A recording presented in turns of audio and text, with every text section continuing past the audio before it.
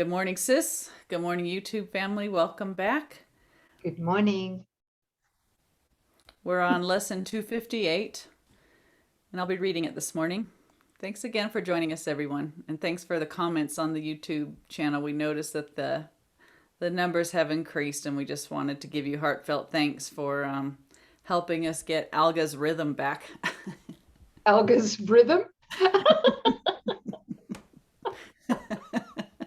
Apparently Alga needed some rhythm and we got the algorithm back online. I don't know, but thank you. Thank you for doing the 3 steps. Yeah. Yeah, thank you. Yeah. Okay, lesson 258. Let me remember that my goal is God. Let me remember that my goal is God. All that is needful is to train our minds to overlook all little senseless aims and to remember that our goal is God. His memory is hidden in our minds, obscured but by our pointless little aims, which offer nothing and do not exist. Shall we continue to allow God's grace to shine in unawareness, while the toys and trinkets of the world are sought instead? God is our only goal, our only love. We have no aim but to remember Him. Our goal is only to follow in the way that leads to you. We have no goal but this. What could we want but to remember you? What could we seek but our identity?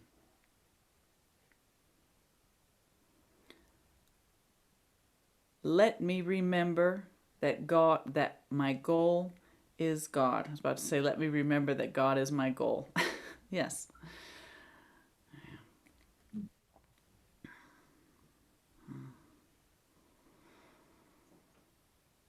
Yeah. So for me, what drives this lesson home for me is let me remember that my singular goal is God. For me, it eradicates all other goals. I have one singular goal from moment to moment to moment. And that is my aim. God, that's it. And the consistency of our practice will indicate to the level that God is our only goal. And it's not to judge, but can we be aware of and notice and then give it to Holy Spirit where we're still thinking that pursuing aims or goals or have objectives in addition or even apart from God, right? Anything in addition is apart from God. While we're still seeking God and something else, there's this underlying conviction that either God's going to require our sacrifice or that there's something that we still want using an independent will. It's a denial that God's will and our will are the same. In other words, it's fueling mythical me. So you're on the spiritual path and you do want God, but I want this and something else. So just notice that with objectivity and to see if you can identify what that is, what that belief is. What's going to be taken from you if you really consent to allow God's will to be your will? What do you think you would lose? Or what is it that you think you're going to gain by doing something independently of God's directive, chasing something that God didn't set in motion to begin with? Those can be just calmly looked upon and exposed with Holy Spirit and with radical honesty be shown where the ego's hiding in that reasoning. Because we truly do know ultimately that at the end that there's seek and don't find. So whatever the holdout is, we want to see, wow, I really thought that there was something there to obtain. but it's nothing. It'll never satisfy. It's not true. It's not even real. So that we can become more undivided in our practice for just let God be our only aim, our only goal. And when you have that felt state, right, we all know there's nothing missing. It's what impels us to stay on this path. The tears and the chills that come up, at least for myself. Go ahead, sis. Yeah, yeah. Thanks, sis. And in addition to that, too, I think that facing the ego's challenges is a big one to overcome, not to actually go down the rabbit hole and believe that we are responsible, the mythical me, the personal ego self, that we're responsible for actually solving the problem. Yeah. I mean, but it's a big one, and it is. We just need to witness our thinking process whenever we're triggered. And we need to be radically present, mindful, without any self-condemnation, to look at all of that and just to cut it off at the pass.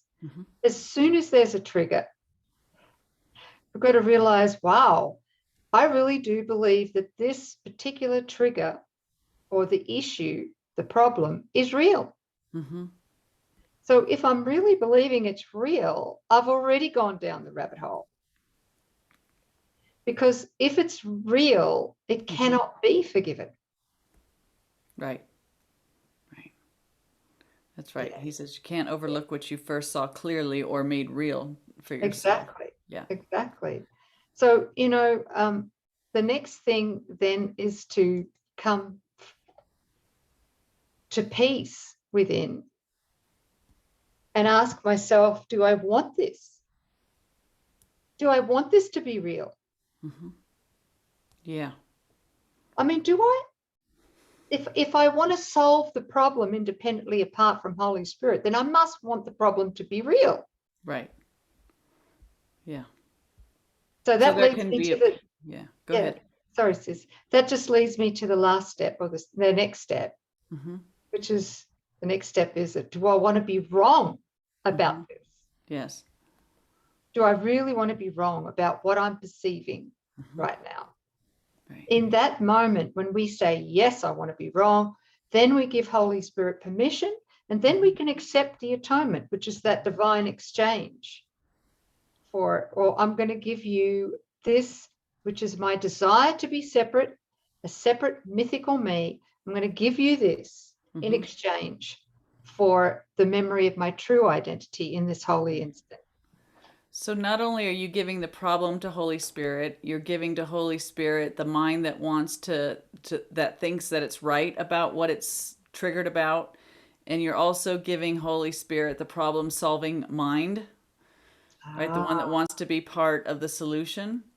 And the way that you know that you're there is when you can say, I want to be wrong about what I'm believing behind this trigger. Now Holy Spirit can enter in, because while you're saying, just take this trigger from me, but back in the back room, you're feeling very justified or that you're right, the Holy Spirit still can't come in. That's not really an invitation. Well said. Yeah. Well said. Yeah. We're really pulling the blinders off this ego concept, aren't we? Yeah, well, we're hiding the parts it doesn't want us to see. It's just, yeah, definitely. Thank you.